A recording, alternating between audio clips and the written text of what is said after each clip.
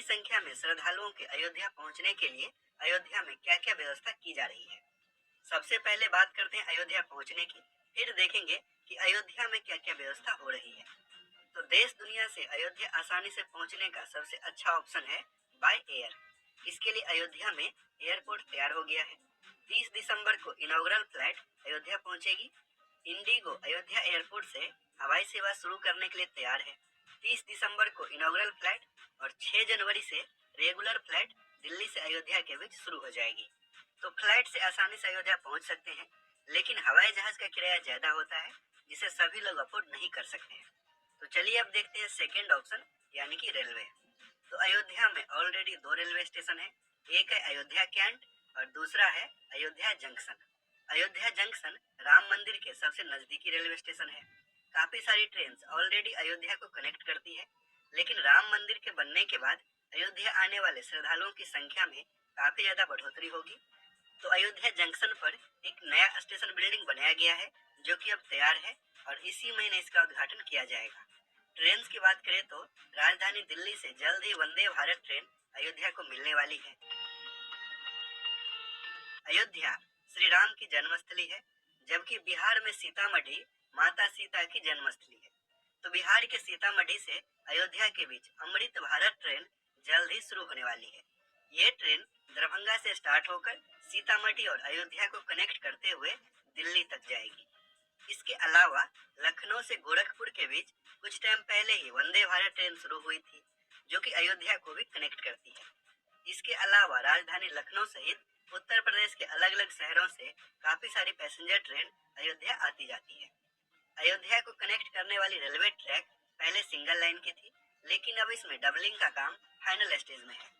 तो railway track के doubling के बाद और भी काफी सारी ट्रेन अयोध्या को मिलेगी, यानी कि देश भर के सभी प्रमुख रेलवे स्टेशन से जल्द ही डायरेक्ट ट्रेन शुरू हो जाएगी अयोध्या के लिए। फ्लाइट और रेलवे के बाद बाय रोड भी अयोध्या पहुंचा जा सकता है और उत्तर प्रदेश के सभी प्रमुख शहर जैसे कि लखनऊ, प्रयागराज, गोरखपुर और वाराणसी जैसे शहरों से उत्तर प्रदेश रोडवेज की बस भी मिल जाएगी अयोध्या के लिए। तो आपको जो भी ऑप्शन मिलेगा आप उससे अयोध्या पहुंच जाएंगे। अब देखते हैं कि अयोध्या में क्या क्या व्यवस्था है। तो अयोध्या में रुकने के लिए काफी सारे लग्जरी होटल्स अलग अलग फेज में डेवलप हो रहे हैं, जबकि बजट होटल और धर्मशाला तो अभी भी काफी सारे हैं। अयोध्या में कनेक्टिविटी की बात करें तो अयोध्या के सभी प्रमुख सड़कों को रीडेवलप किया गया है। 22 जनवरी को प्राण प्रतिष्ठा है, जिसमें लगभग 17,000 वीवीआईपी गेस्ट अयोध्या आएंगे। तो वीवीआईपी के लिए तो स्पेशल व्यवस्था होगी ही, क्योंकि वीवीआईपी में प्रधानमंत्री सहित मुख्यमंत्री, राज्यपाल, देश के बड़े बड़े बिजनेसमैन, इसके अलावा बॉलीवुड स्टार्स, स्पोर्ट्समैन और भी काफी सारी जानी मानी हस्तियां इसमें शामिल होंगी। लेकिन आम श्रद्धालुओं के लिए भी व्यवस्था होनी चाहिए। अयोध्या में श्रद्धालुओं के ठहरने की व्यवस्था, उनके लिए भोजन की व्यवस्था और मंदिर में आसानी से दर्शन की व्यवस्था करना इतने बड़े स्तर पर अपने आप में काफी बड़ा चैलेंजिंग काम है।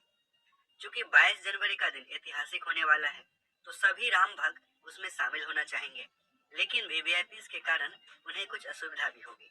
जैसे लखनऊ से अयोध्या हाईवे को वीवीआईपी के लिए ग्रीन कॉरिडोर बनाया जाएगा, तो आम श्रद्धालुओं को इस हाईवे पर चलने में समस्या तो होगी ही।